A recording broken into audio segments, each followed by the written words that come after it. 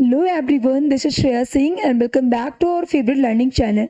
आज हम लोग एक मोस्ट इंटरेस्टिंग और अमेजिंग सा चैप्टर पढ़ने वाले हैं जिसका नाम है रिप्रोडक्शन इन प्लांट्स। तो यहाँ पे सबसे पहले हम ये जानेंगे कि इसकी इंट्रो के बारे में कि रिप्रोडक्शन क्या है। तो सबसे पहले मैं आपको बता दूं कि जितने भी लिविंग ऑर्गेनिजम्स होते हैं उनके अंदर कुछ कैरेक्टरिस्टिक्स, कुछ फीचर्स पाए जाते हैं जो उनको क्या करते हैं कि नॉन लिविंग थिंग से डिफ्रेंशिएट करते हैं। जैसे आप सबको पता है कि जितने भी लिविंग ऑर्गेनिजम्स होते हैं वो एक सर्टेन टाइम तक उनकी ग्रोथ होती है। सेकेंड पॉइंट अगर बात करें, जितने भी लिविंग ऑर्गेनिजम्स होते हैं उनको सर्वाइव करने के लिए या फिर अलाइव रहने के लिए उनको न्यूट्रिशन की जरूरत पड़ती है। इसके साथ साथ क्या होता है, जितने भी लिविंग ऑर्गेनिजम्स होते हैं उनको रेस्पिरेशन यानी सांस लेने की नीड होती है। ठीक ऐसे ही रिप्रोडक्शन भी उनको क्या होता है, जरूरी होता है, क्योंकि किसी भी स्पीसीज की कॉन्टिन्यूटी को बनाए रखने के लिए रिप्रोडक्शन जो होता है जरूरी होता है। आप सबको पता है कि कोई भी लिविंग ऑर्गेनिज्म है अगर उसका बर्थ हुआ है तो एक सर्टेन टाइम के बाद उसकी डेथ भी फिक्स होती है कि वो मरेगा जरूर। ठीक है, तो अगर उसकी वहीं पे डेथ हो गई और उनके बीच में अगर रिप्रोडक्शन नहीं हुआ तो क्या होगा कि उनकी स्पीसीज की जो कॉन्टिन्यूटी थी वो वहीं पे ख़त्म हो जाएगी और जो नेक्स्ट जनरेशन आएगी उसको उस चीज़ के बारे में नहीं पता होगा। ठीक है, फॉर एग्जाम्पल मान लीजिए सेक्सुअल रिप्रोडक्शन में कि 10 डॉग है और 10 बिट्स है, उनके बीच में अगर रिप्रोडक्शन नहीं हुआ तो आपको पता है कि एक सर्टेन टाइम के बाद उनकी डेथ हो जाएगी। तो जो हमारी नई जनरेशन आएगी उसको क्या पता कि डॉग और बिट्स नाम की कोई भी एनिमल्स जो है हमारे अर्थ पे एग्जिस्ट करता था। तो रिप्रोडक्शन की जो इम्पोर्टेंस है यही है कि किसी भी जो है स्पीसीज की कॉन्टिन्यूटी को बनाए रखने के लिए जो रिप्रोडक्शन होता है वो जरूरी होता है। तो आज हम लोग इस कॉन्सेप्ट को समझेंगे कि रिप्रोडक्शन इन प्लांट्स में कैसे रिप्रोडक्शन होता है। तो अगर हम बात करें कि रिप्रोडक्शन का क्या मतलब है कि कोई भी प्लांट्स है, ठीक है, कैसे वो अपने नंबर में मल्टीप्लिकेशन कर रहे हैं, कैसे एक प्लांट से दूसरे नए नए प्लांट्स जो है उनसे ऑफस्प्रिंग को प्रोड्यूस कर रहे हैं। तो ये सारी चीजें क्या कहलाती है, हमारी रिप्रोडक्शन कहलाती है। तो चलिए स्टार्ट करते हैं। देखिए इस चैप्टर में हम लोग क्या पढ़ेंगे, सबसे पहले जानेंगे mode of reproduction in plants, यानी प्लांट्स में कौन कौन से तरीके होते हैं मल्टीप्लिकेशन करने के या रिप्रोडक्शन करने के। तो एक तो होता है हमारा एसेक्सुअल रिप्रोडक्शन और एक होता है हमारा सेक्सुअल। तो खैर यहाँ पे आपको पढ़ना है एसेक्सुअल रिप्रोडक्शन के बारे में। इसके साथ साथ क्या है कि वेजिटेटिव प्रोपोगेशन। आपको पता है कि प्लांट्स जो है, प्लांट्स में फ्लावर को छोड़ करके बाकी उसके जितने भी रिमेनिंग पार्ट होते हैं वो उसके वेजिटेटिव पार्ट कहलाते हैं। लाइक रूट है, स्टेम है, फ्रूट्स है, ठीक है, बाकी जो भी पार्ट्स हैं फ्लावर को छोड़ करके वो सारे हमारे वेजिटेटिव पार्ट होते हैं। ठीक है, तो जब वेजिटेटिव पार्ट के थ्रू रिप्रोडक्शन होता है प्लांट्स में तो वही कहलाता है हमारा वेजिटेटिव प्रोपोगेशन। नेक्स्ट है आप स्टेम के बारे में, जो कि वेजिटेटिव पार्ट्स है, रूट के बारे में, लीव्स के बारे में, इन सब के बारे में हम लोग पढ़ेंगे कि कैसे स्टेम से, रूट से और लीव्स से नए प्लांट्स हमारे अराइज हो रहे हैं। इसके साथ साथ है कि एडवांटेजेस ऑफ वेजिटेटिव प्रोपोगेशन। ये जो हमारा वेजिटेटिव प्रोपोगेशन है इनकी क्या इंपॉर्टेंस है, क्या एडवांटेजेस है, इसके बारे में जानेंगे। इसके साथ साथ बडिंग क्या है कि कोई भी प्लांट बॉडी है उसमें क्या होता है, कोई भी एक्स्ट्रा पार्ट या आउटग्रोथ जो होता है इनके ऊपर आ जाता है और धीरे धीरे जब इसका साइज इंक्रीज होता है तो एक चेन फॉर्म करता है और धीरे धीरे उससे क्या होता है, डी अटैच हो जाता है और इस बड के पास ये कैपेबिलिटी होती है कि एक नए प्लांट बॉडी को फॉर्मेशन कर ले, जैसे कि हाइड्रा वगैरह में होता है। नेक्स्ट आता है फ्रेगमेंटेशन। जैसे कि आप सबको पता है कि नाम से क्लियर है, फ्रेगमेंटेशन फ्रेगमेंट से मिलकर बना है। फ्रेगमेंट मीन्स क्या होता है बेटा, टुकड़ा। आप जैसे मान लो स्पाइरो वगैरह का एग्जाम्पल सबसे बेस्ट है। तो स्पाइरो वगैरह की जो प्लांट बॉडी जो होती है वो फिलामेंटस होती है, फिलामेंट के फॉर्म में पाई जाती है। अब मान लो इसका कोई भी पार्ट ये ऐसा कुछ टाइप का होता है आपका, ठीक है, ऐसे आपका होता है। अब इसका कोई भी पार्ट अगर टूट जाता है तो इस टूटे हुए इस फ्रैगमेंट के अंदर एक कैपेबिलिटी होती है कि वो एक नए प्लांट बॉडी यानी एक नए स्पाइरोगाइरा का क्या कर देता है, फॉर्मेशन कर देता है। तो समझ में आए फ्रैगमेंटेशन। इसके साथ साथ पढ़ेंगे किस तरीके से स्पोर का फॉर्मेशन होता है। तो ये सारे कॉन्सेप्ट जो है हम लोग पढ़ने वाले हैं इस चैप्टर के अंदर। देखिए यहाँ पे बताया जा रहा है one of the most important characteristics of all living organism is to produce their own kind. देखो आप सबको पता है कि जितने भी लिविंग ऑर्गेनिजम्स होते हैं उनके अंदर एक इंपॉर्टेंट कैरेक्टरिस्टिक्स होती है कि वो अपनी ही तरह संतान उत्पन्न करते हैं। फॉर एग्जाम्पल, ठीक है, अगर एक रोज प्लांट है, अगर उसके स्टेम को कट करके आपने लगाया है तो उससे जो प्लांट बनेगा वो रोज का ही प्लांट बनेगा, ना कि हिबिस्कस का बनेगा। ठीक है, ऐसे अगर सेक्सुअल प्रोडक्शन की बात करें तो जो ह्यूमन बींग्स का जो बेबी होगा वो भी क्या होगा, हमेशा ह्यूमन बींग्स ही होगा। तो यहाँ पे यही कह रहा है कि one of the most important characteristics of all living organism is to produce of their own kind. जितने भी लिविंग ऑर्गेनिजम्स होते हैं उनके अंदर एक कैरेक्टर इंपॉर्टेंट कैरेक्टरिस्टिक्स होता है कि वो अपनी तरह संतान उत्पन्न करते हैं। कह रहे हैं यहाँ पे कि the production of new individuals from the parents is called reproduction.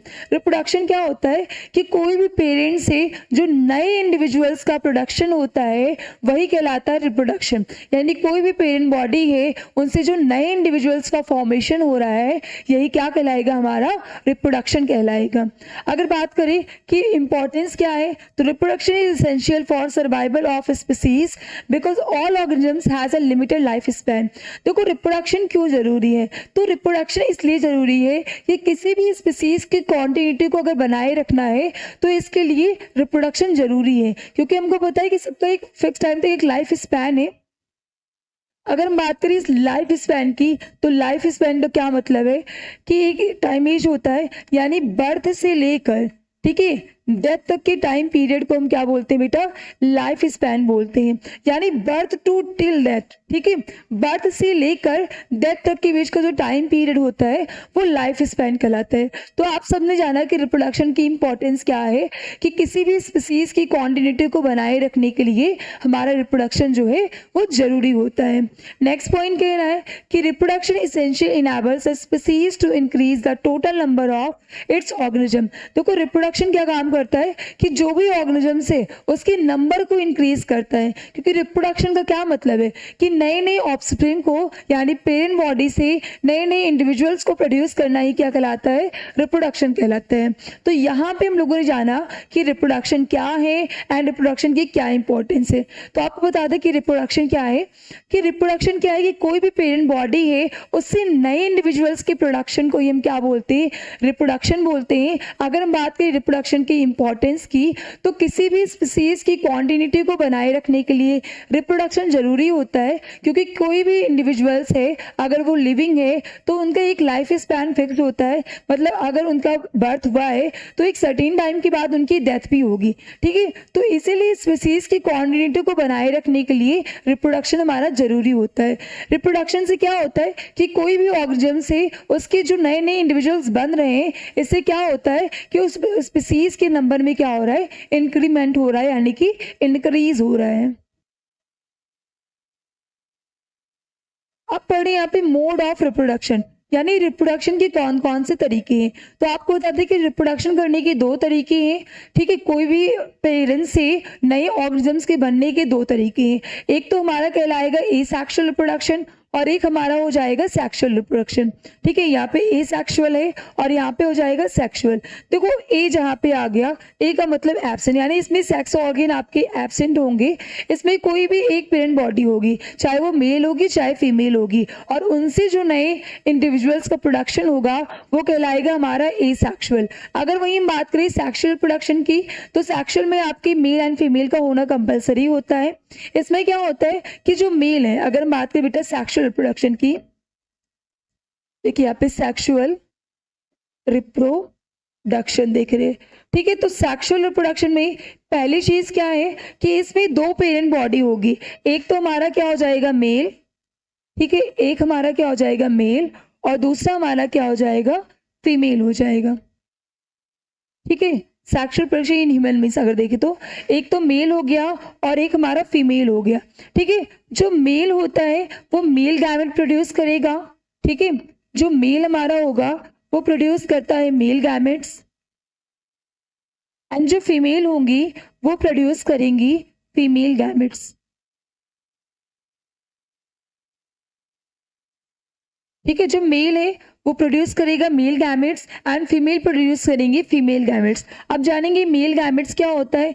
जो मेल गैमेट्स होता है वो स्पर्म हो जाएगा एंड फीमेल गैमेट्स जो होगा वो ओवम कह सकते हैं या फिर उसको हम क्या कह सकते हैं, एग कह सकते हैं।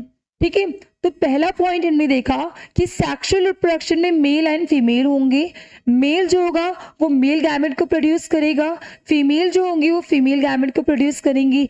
जो मेल गैमेट होगा वो स्पर्म कहलाएगा और जो फीमेल गैमेट होती है वो हमारी ओवम कहलाएंगी। ठीक है, जो एग होता है वो फीमेल की बॉडी में स्टेशनरी फिक्स होता है और जो हमारा स्पर्म होता है वो हमारा मोटाइल होता है, यानी वो मूव करता है। ठीक है, तो जब हमारा स्पर्म और ओवम ठीक है मीट करेंगे तो इस प्रोसेस को हम बोलते हैं फर्टिलाइजेशन।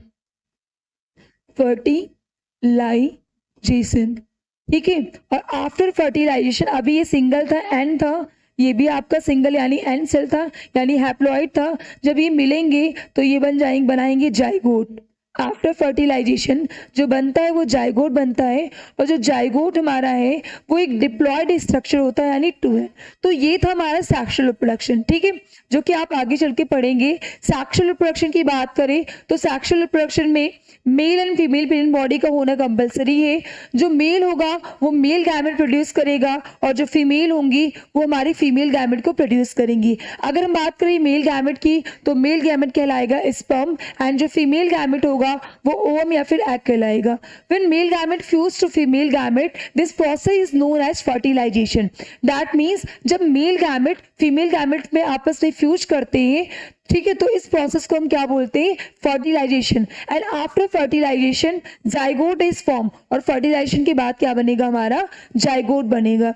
ठीक है, तो सेक्सुअल रिप्रोडक्शन में मेल और फीमेल का होना कंपलसरी है, इनमें फर्टिलाइजेशन पाया जाएगा, जबकि ये सारी चीजें हमारे ए सेक्सुअल रिप्रोडक्शन में नहीं पाई जाती हैं। ए सेक्सुअल रिप्रोडक्शन में केवल और केवल सिंगल पेरेंट इन्वॉल्व होंगे। ठीक है, जब ये गैमेट को प्रोड्यूस नहीं करेंगे तो यानी इनमें किसी भी टाइप का फर्टिलाइजेशन वगैरह नहीं पाया जाता है। अब देखिए ए सेक्सुअल रिप्रोडक्शन एंड क्या आपका सेक्सुअल रिप्रोडक्शन है, दोनों के बीच में क्या डिफरेंस है यहाँ पे बताया गया है। तो हम बात करें ए सेक्सुअल की तो new plants are form by the vegetative parts of plants like root, stem और लीव्स। ठीक है, ए सेक्सुअल रिप्रोडक्शन में क्या होता है कि जो भी नए प्लांट्स आपके प्रोड्यूस होते हैं या अराइज होते हैं वो आपके वेजिटेटिव पार्ट से। तो मैंने आपको बताया कि आप क्या करिए कि आप फ्लावर को छोड़ दीजिए, क्योंकि फ्लावर आपका रिप्रोडक्टिव पार्ट हो जाता है। उसके बाकी जो रिमेनिंग पार्ट है रूट, स्टेम, लीफ, इसके थ्रू अगर रिप्रोडक्शन हो रहा है या नए प्लांट्स बन रहे हैं तो वो आएंगे हमारे इस सेक्सुअल रिप्रोडक्शन में। सेकेंड पॉइंट कह रहा है कि plants is produced without the formation of the seed. इसमें क्या होंगे कि जो प्लांट्स बनेंगे वो बिना सीड फॉर्मेशन के।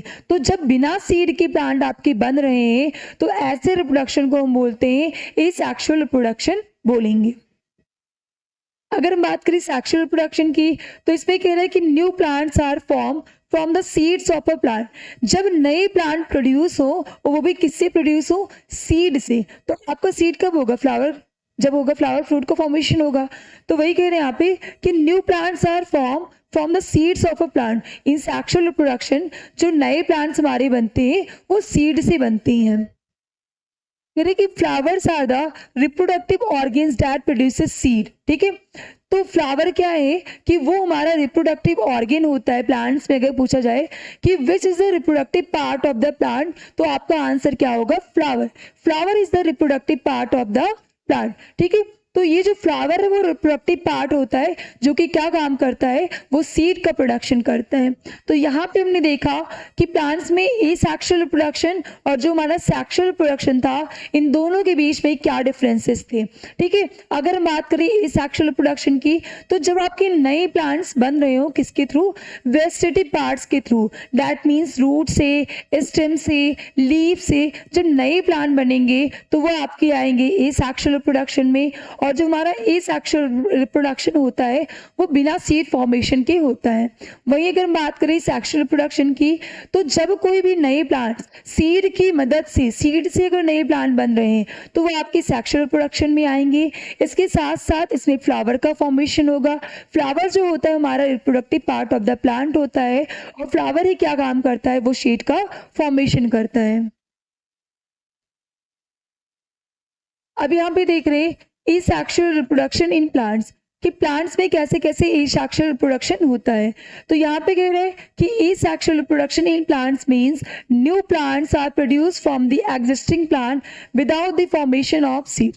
यहाँ पे एसेक्सुअल रिप्रोडक्शन का मतलब ये है कि जो प्लांट है उससे नए प्लांट तो बन रहे हो लेकिन बिना सीड फॉर्मेशन की। तो अगर कोई प्लांट बॉडी बिना सीड फॉर्मेशन के, बिना सीड के कोई नए प्लांट्स को बनाएगी तो ये क्या, कौन सा रिप्रोडक्शन कहलाएगा? आपका एसेक्सुअल रिप्रोडक्शन कहलाएगा। From one plant many plants can B form. ठीक है, एक प्लांट से इसमें क्या होता है कि कई सारे प्लांट्स बनते हैं। It is a rapid mode of multiplication. ठीक है, तो ये क्या होता है कि एसेक्सुअल प्रोडक्शन है वो काफी तेजी के साथ मल्टीप्लिकेशन करता है। तो ये क्या है कि सेक्सुअल प्रोडक्शन का एक रैपिड मोड है जिसमें मल्टीप्लिकेशन क्या होता है, बहुत तेजी के साथ होता है, यानी बिना सीड के बहुत तेजी के साथ क्या होते हैं कि न्यू न्यू इंडिविजुअल्स यानी नए प्लांट बॉडी का फॉर्मेशन होता है। कह रहे कि it involves the production of new plants take place by various means. इसमें क्या होता है कि जो हमारे नए प्लांट्स बनते हैं इसमें कई सारे अलग अलग मोड्स होते हैं, अलग अलग मीन्स होते हैं। देखिए यहाँ पे asexual reproduction in plants take place by various means, यानी अलग अलग तरीका है। पहला तरीका हमारा हो जाएगा वेजिटेटिव प्रोपोगेशन। तो अगर हम बात करें वेजिटेटिव प्रोपोगेशन की तो जब क्या होता है वेजिटेटिव प्रोपोगेशन में कि देखिए बेटा सबसे पहले यहाँ पे बनाते हैं एक प्लांट्स। देखिए आप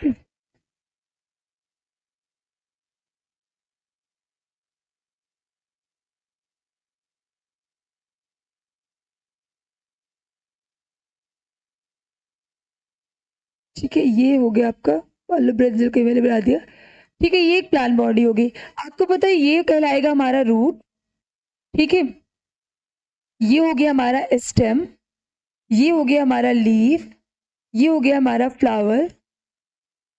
ठीक है, और ये हमारा क्या हो जाएगा फ्रूट। तो मैंने आपको बताया कि प्लांट्स में जो फ्लावर है ये तो हो गया मेरा बेटा रिप्रोडक्टिव पार्ट। कौन सा पार्ट हो जाएगा? Reproductive part. ठीक है, एक मिनट, ये क्या हो गया हमारा रिप्रोडक्टिव पार्ट।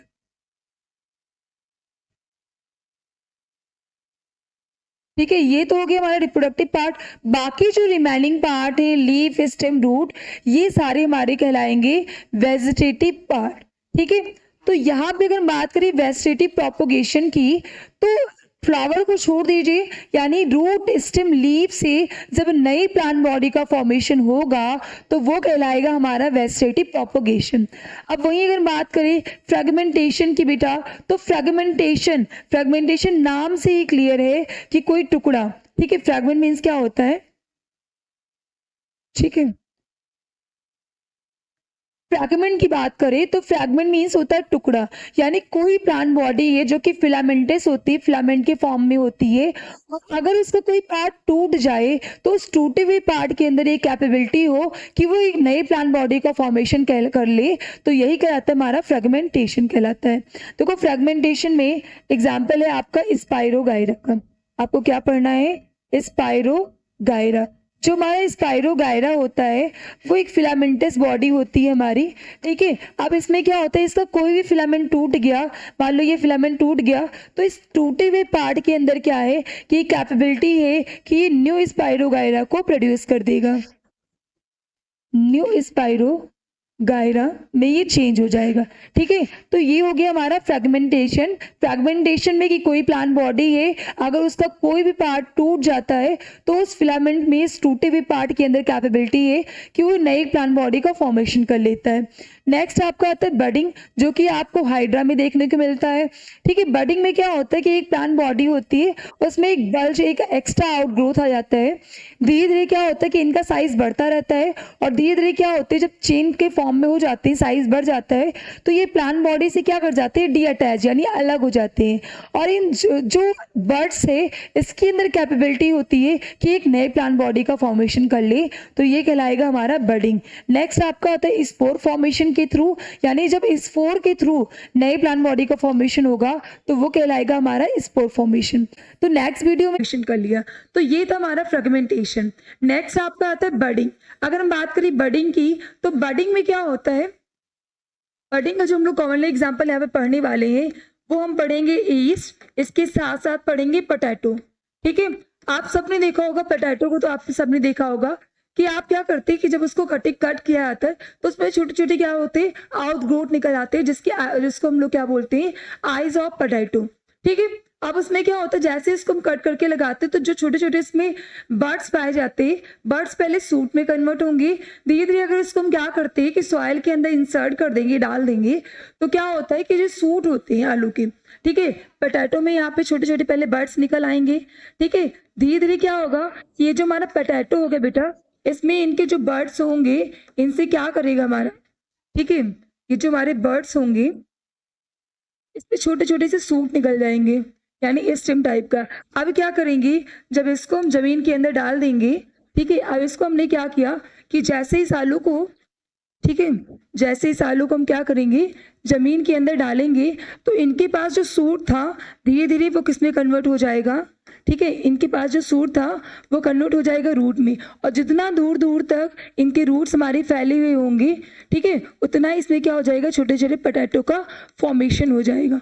ठीक है, पोटैटो आपका स्टेम से होता है, और इसमें क्या हो जाता है, इनके लीफ वगैरह हमारे क्या हो जाएंगे, येलो होने लगेंगे। तो इस तरीके से आपने देखा कि जो बडिंग होता है, बडिंग का क्या मतलब है कि कोई भी प्लांट बॉडी है उसमें एक आउटग्रोथ यानी एक एक्स्ट्रा पार्ट निकल आता है, और धीरे धीरे उसका साइज बढ़ता है, और वो क्या होते हैं कि एक दूसरे से डीअटैच हो जाते हैं और टूट करके एक नए प्लांट बॉडी का फॉर्मेशन कर लेते हैं। ठीक है, इसके अलावा हो गया आपका स्पोर फॉर्मेशन, कि किस तरीके से स्पोर जो होते हैं स्पोरेंजियम के अंदर जब मैच्योर हो जाते हैं प्रॉपर तरीके से, जब उनको फेवरेबल कंडीशंस मिलता है तो वो ब्रस्ट कर जाते हैं और स्पोर्स के थ्रू नए प्लांट बॉडी का फॉर्मेशन हो जाता है। तो ये सारी चीजें हम लोग डीप में पढ़ने वाले हैं। ठीक है, देखिए यहाँ पे करें कि it is a type of asexual reproduction in which new plants are produced from the vegetative parts of a plant like root, stems, leaves and vegetative buds। क्या कह रहे हैं कि यहाँ पे कि जो हमारा asexual reproduction है वो प्लांट्स का एक ऐसा मोड ऑफ रिप्रोडक्शन होता है जिसमें कोई नए प्लांट्स बनेंगे वो वेजिटेटिव पार्ट से बनेंगे, लाइक रूट से, स्टेम से, लीफ से, या फिर जो है बर्ड्स वगैरह से एक नई प्लांट बॉडी का फॉर्मेशन होगा। कह रहे कि it take place in plants which do not produce seeds और their seeds are not viable. कह रहे कि ये ऐसे प्लांट्स में होते हैं जहाँ पे सीड का फॉर्मेशन नहीं होता है, जहाँ पे सीड नहीं होगा वहाँ पे आपका एसेक्सुअल रिप्रोडक्शन होगा और उसमें vegetative part like root, stem, leaf से एक नए प्लांट बॉडी का फॉर्मेशन होगा। कह रहे कि it is a natural and common mode of reproduction in many plants like potato, ginger, mint यानी कि पुदीना एंड स्वीट पोटैटो एटसेट्रा।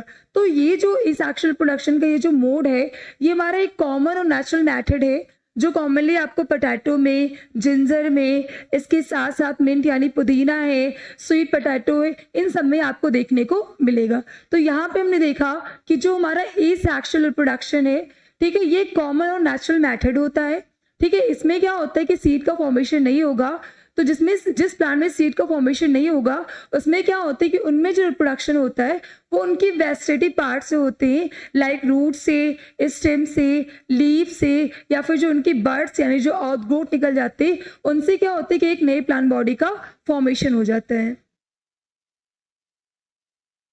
अब यहाँ पे कह रहा है कि it is also use to grow a number of plants like rose plant in a short span of time.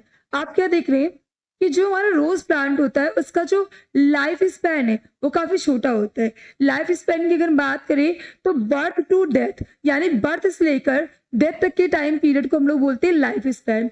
यहाँ पे कह रहे हैं कि it can occur by various means, like एक तो हो गया स्टेम, एक हो गया रूट और एक हो गया हमारा लीव्स। ये तीनों हमारे वेजिटेटिव पार्ट है। अब हम देखेंगे किस तरीके से कौन कौन से ऐसे प्लांट्स है जिसमें हमारा स्टेम के थ्रू नए प्लांट्स आपके लग जा रहे हैं, किसमें रूट्स के थ्रू नए प्लांट बॉडी का फॉर्मेशन हो रहा है और किसमें हमारा लीव्स के थ्रू नए प्लांट बॉडी का फॉर्मेशन हो रहा है। अब देखिए यहाँ पे ये एक प्लांट बनाए गए दिखाए गए यहाँ पे, तो ये हो गए प्लांट्स के रूट। आप सबको पता है कि रूट का क्या फंक्शन है, कि the root are under the soil, यानी जो रूट होता है हमारा वो हमारा अंडरग्राउंड पार्ट है जो कि जमीन के अंदर पाया जा रहा है।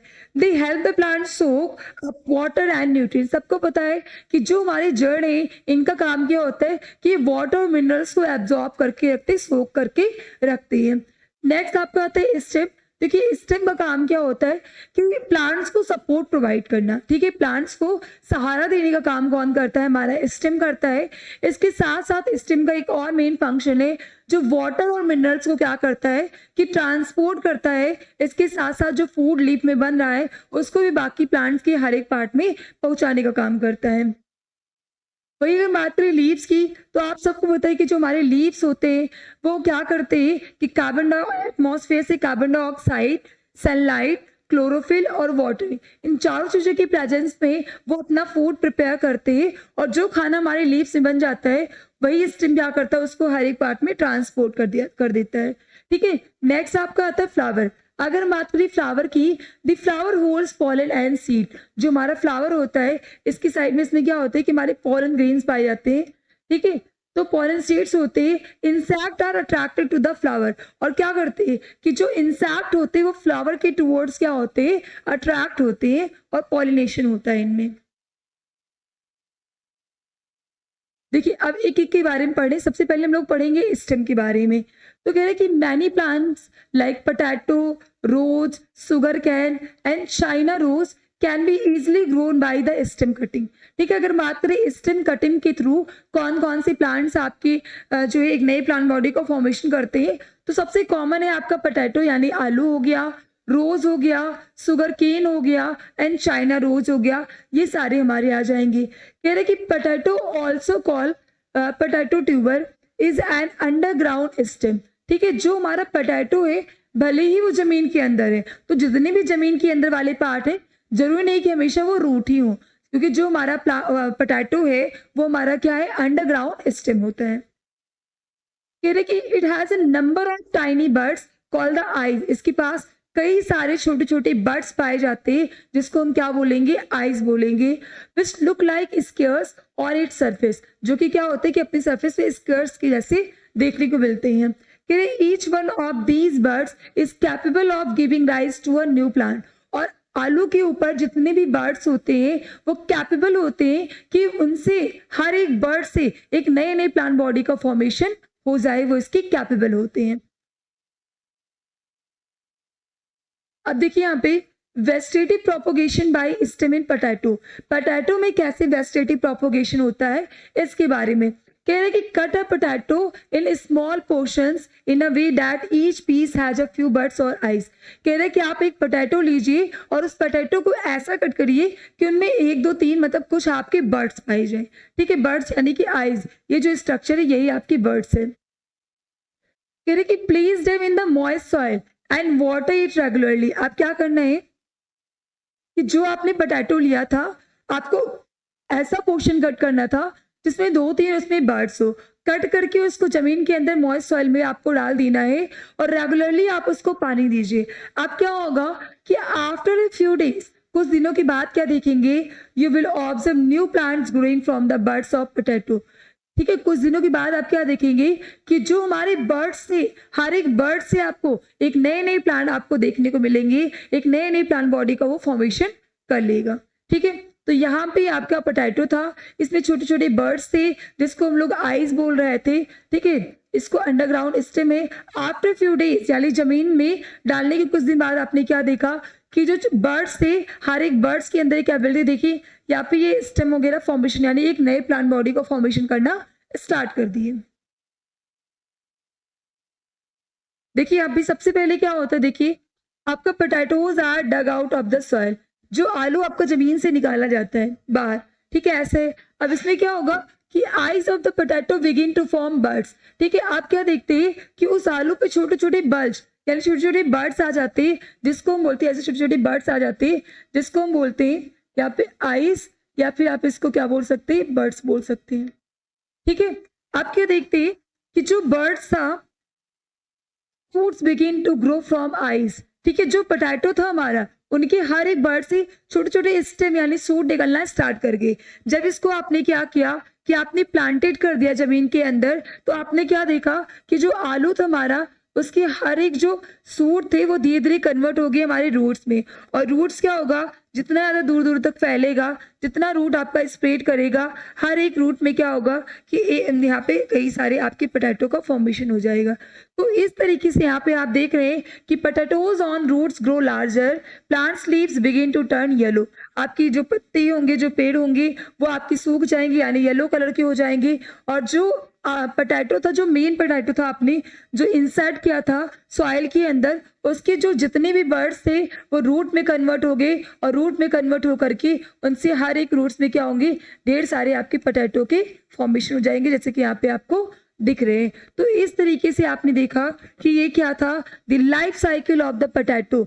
यानी सबसे पहले क्या करते हैं कि पोटैटो जो आपने डग आउट किया है, बाहर निकाला है जमीन के अंदर से, ठीक है, तो उसमें क्या होता है, छोटे छोटे बर्ड्स निकल आते हैं जिसको हम लोग आइज बोलते हैं। धीरे धीरे क्या होता है कि बर्ड से सूट निकलना स्टार्ट हो जाते हैं, और जब उसको हम क्या करते हैं कि मिट्टी के अंदर इंसर्ट कर देते हैं, मॉइस्ट सॉइल के अंदर, और पानी वगैरह रेगुलरली देते हैं, तो जो अभी तक सूट था वो चेंज हो जाएगा रूट में, और हर एक रूट में क्या होगा कि कई सारे पोटैटो के क्लस्टर्स के फॉर्म में वो फॉर्मेशन कर देगा। तो ये था हमारा life cycle of the potato. हमने ये जाना कि जो हमारा पोटैटो है वो रूट नहीं है, बल्कि वो भी क्या है कि अंडरग्राउंड स्टेम है। ठीक है, जमीन के अंदर पाया जाने वाला स्टेम है। अब देखिए, ginger and turmeric can also be grown the same way as potato tuber. जैसे आपने देखा कि जो हमारा पोटैटो का ट्यूबर था, जिस तरीके से life cycle of the potato पढ़ा, ठीक ऐसे ही जिंजर यानी अदरक और टर्मरिक यानी कि हल्दी, इनका भी लाइफ साइकिल क्या एकदम सेम है।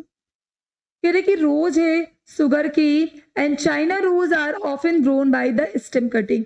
तो गुलाब है आपका, सुगर केन यानी गन्ना है, चाइना रोज यानी कि गुड़हल है, ठीक है, ये सारे भी आपके स्टेम कटिंग के थ्रू जो है लगाए जाते हैं, स्टेम कटिंग के थ्रू नए प्लांट बॉडी को फॉर्मेशन करते हैं। कह रहे कि in each plants the green part that we see is a stem. ठीक है, हर एक प्लांट में क्या होता है कि जो ग्रीन पार्ट दिखता है वो हमारा स्टेम होता है। When any of its parts gets detached from the main plant age, detached part can grow into new plant from one cacti, many cacti can be formed by stem cuttings।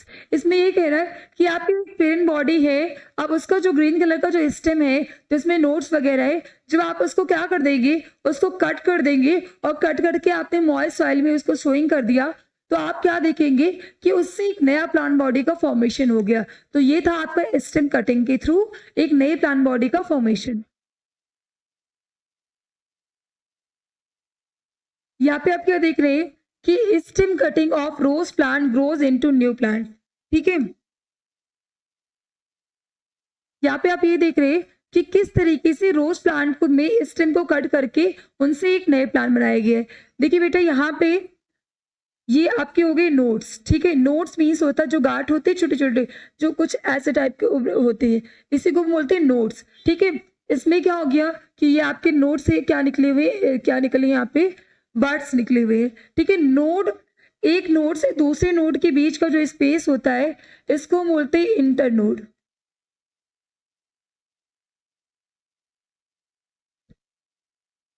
देखिए यहाँ पे इसको हम क्या बोलेंगे, inter node.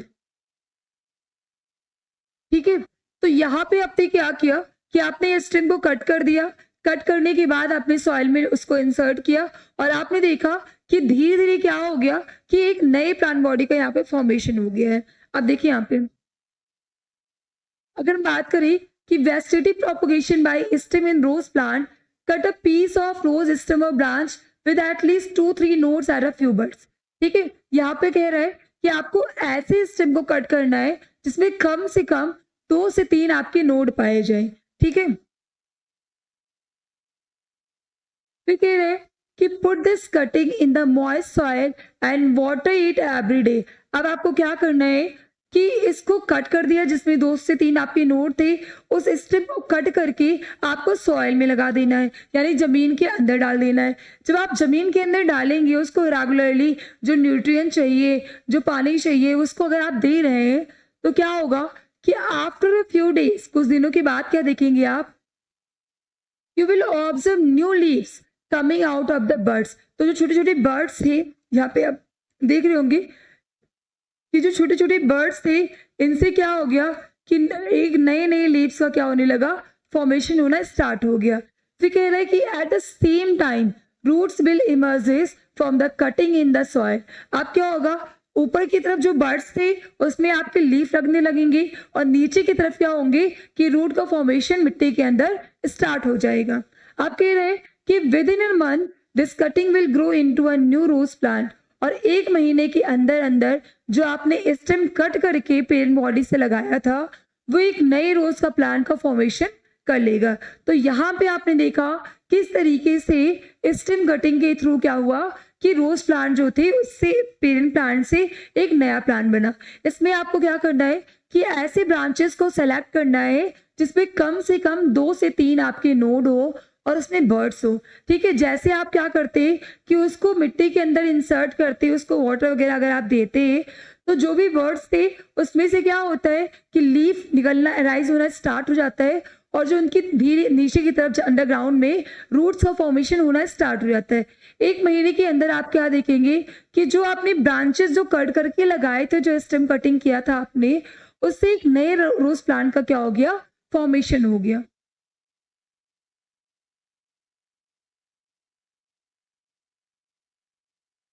कह रहे कि ginger and turmeric can also be grown the same way as potato tuber.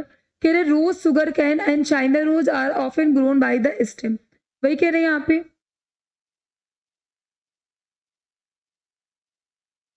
अब देखिए आप एक वेजिटेटिव स्टेज दिखाया गया है। सबसे पहले ये आपका जिंजर है, आपका ये आपका स्प्राउटिंग स्टेज है।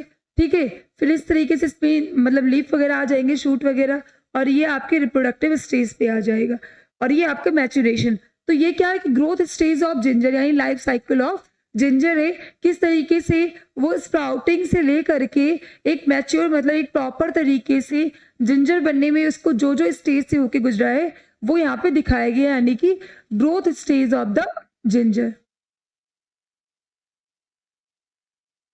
अब यहाँ पे हम देख रहे हैं रूट्स के थ्रू किस तरीके से आपका एक नए प्लांट बॉडी का फॉर्मेशन हो रहा है। तो कह रहे हैं यहाँ पे कि in some plants like sweet potato and dahlia the roots have buds. ठीक है, ऑन देम। अगर हम बात करें कुछ प्लांट्स की, जैसे आपका स्वीट पोटैटो हो गया, इसके साथ साथ डहेलिया हो गया, तो इनके रूट्स पे क्या होते हैं, बर्ड्स पाए जाते हैं। रूट्स के ऊपर भी क्या होते हैं, बर्ड्स होते हैं, यानी एक एक्स्ट्रा आउटग्रोथ होता है। कह रहे कि normally birds are not present on the roots.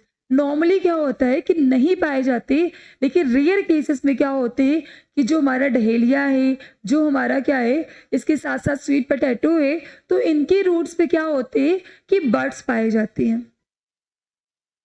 Under appropriate conditions these birds can grow into new plants. देखो जब इनको एप्रोप्रिएट कंडीशन मिलता है, appropriate that means suitable condition, जो उनको क्या करने के लिए, मतलब जब उनको नए प्लांट बॉडी में फॉर्मेशन या फिर सर्वाइव करने के लिए जो उनका क्या चाहिए कि जो फेवरेबल कंडीशन या फिर अप्रोप्रिएट कंडीशन अगर उनको मिल जाता है, तो ये क्या करते हैं कि एक नए प्लांट बॉडी का फॉर्मेशन कर लेते हैं। अप्रोप्रिएट कंडीशन का मतलब जितना अमाउंट में इनको वाटर, मिनरल्स, न्यूट्रिएंट ये सब चाहिए होगा, अगर उनको मिल जाएगा तो ये बर्ड्स क्या कर देंगे कि एक नए प्लांट बॉडी का फॉर्मेशन कर देंगे। From one root of these plants many plants can be grown. कह रहे कि from one root of these plant, अगर इनमें से प्लांट्स में से एक रूट है तो वो कई सारे रूट्स का फॉर्मेशन कर सकता है, यानी एक रूट से कई सारे रूट हमारे ग्रो कर सकते हैं।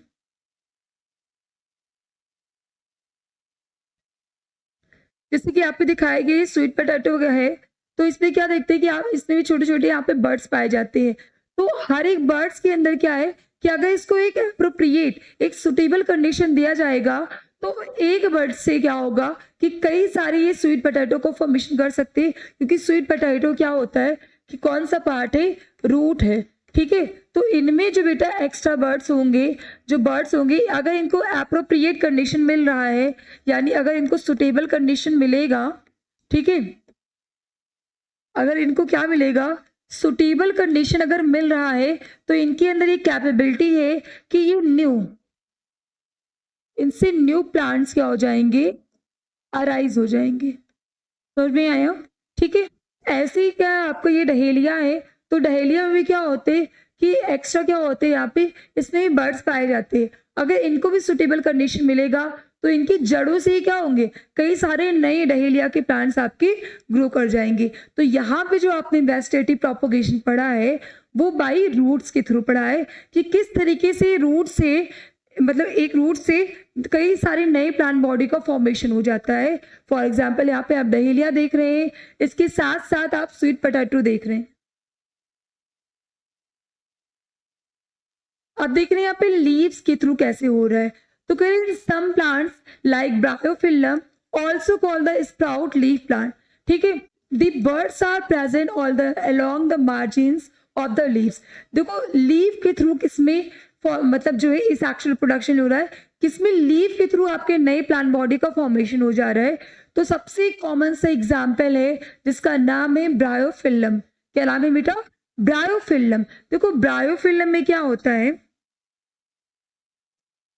देखिए ब्रायोफिल्लम में क्या होता है, ये इसकी लीव्स हो गई, और आप सबको पता है लीव्स का जो ये वाला पार्ट होता है इसको हम बोलते हैं मार्जिन, ठीक है। क्या बोलेंगे कि मार्जिन होगा। अब लीफ के जो मार्जिन पे इसमें क्या होता है, छोटे छोटे बर्ड्स निकलना स्टार्ट हो जाते हैं, ठीक है। छोटे छोटे बर्ड्स निकल आएंगे और धीरे धीरे ये बर्ड्स को जब ये सुटेबल कंडीशन मिलेगा ये फॉल कर जाएंगे, ये गिर जाएंगे। तो जैसे ही मिट्टी के अंदर, सॉइल के अंदर इनको सुटेबल कंडीशन मिलेगा, ठीक है, सुटेबल कंडीशन जैसे इनको मिलेगा तो ये क्या करेंगे, ये फिर से क्या करेंगे कि ब्रायोफिल्लम